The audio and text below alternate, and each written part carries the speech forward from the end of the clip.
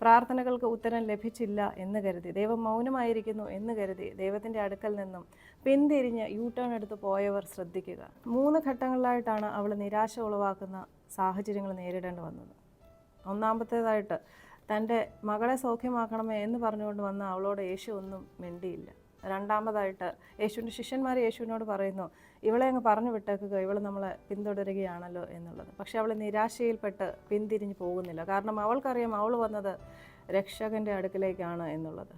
മൂന്നാമത്തേതായിട്ട് യേശു അവളോട് പറയുന്നു, മക്കളുടെ അപ്പമെടുത്ത് നായ്ക്കുട്ടികൾക്ക് കൊടുക്കുന്നത് വിഹിതമല്ലല്ലോ എന്ന് പറയുന്ന ഈ വാക്കുകൾ കേട്ടിട്ടും അവൾ അവിടെ നിന്ന് പോകുന്നില്ല.